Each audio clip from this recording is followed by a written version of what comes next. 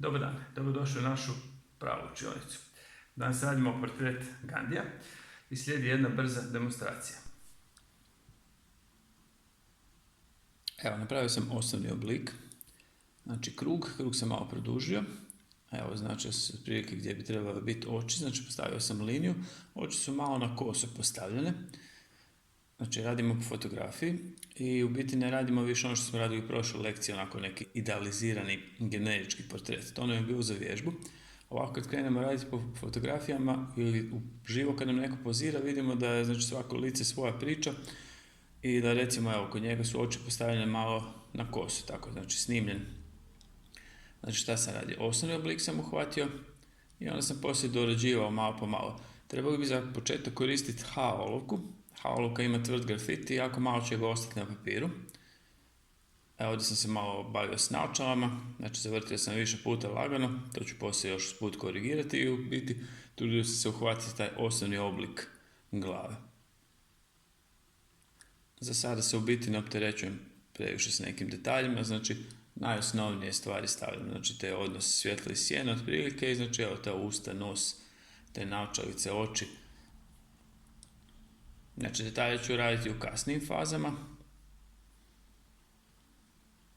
Ako ocijenim usput recimo da nešto nije dovoljno dobro, evo neki put ocijenim da je glava recimo preširoka ili da bi oko mogao spustiti ili takve stvari, znači probajmo to korigirati, znači nemojmo ići na ono, neće to niko primijetiti, to je sve ok. Znači uvijek se vidi, znači oko uvijek registrira neku grešku.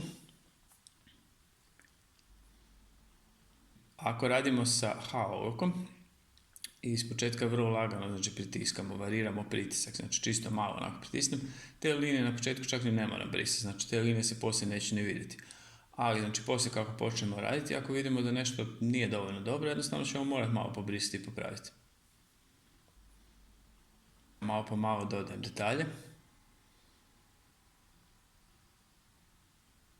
Što se tiče tkanine, gledam samo gdje je pregib i taj pregib će biti tamniji. Tamnije ću izraziti sa potezima olovke, a u principu sve drugo stavljam bijelo jer je ta u biti na fotografiji ćemo zagrnuti u neku bijelu tuniku. Evo malo dorađujem te naočale, oko sam mrvicu spustio desno. Hvatam taj oblik naočala, par puta sam zavrtio.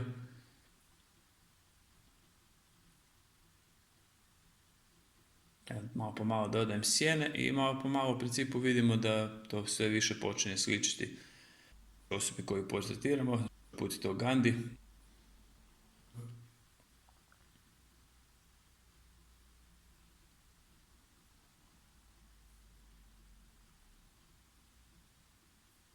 To što radim na tkanini, to u principu radim i na licu, samo što je na licu u biti sitniji su ti detalji. Svaka ta bora recimo na čelu, to je isto u principu mala udubina i tu nam dolazi manje svjetlosti iz nje i znači to radim, prikazujem tamnijim i slažem poteze.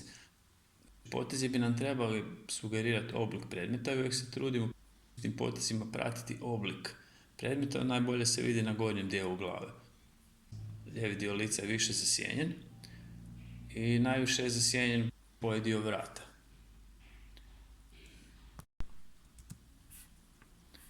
Na početku sam radio s H-olovkom par poteza, onako čisto da razradimo motiv.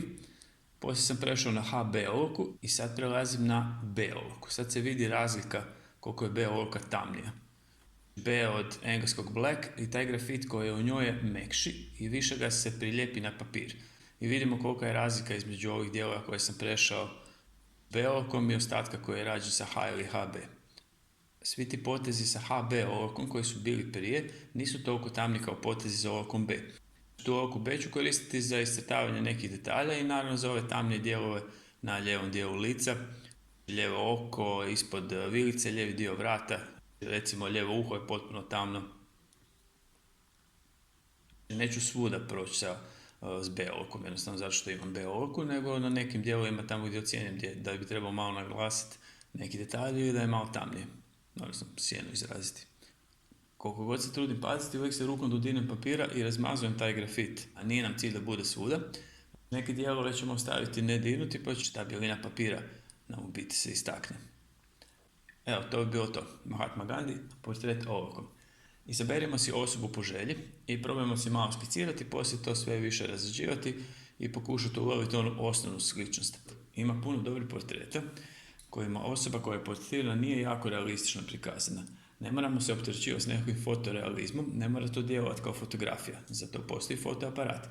Mi si izaberimo jednu osobu koju želite portretirati, neka vam neko pozira ili izaberite fotografiju i probajte malo po malo olovkama razraditi portret. Znamo već, pustimo se, budimo kreativni, bit će sve ok. Sretno!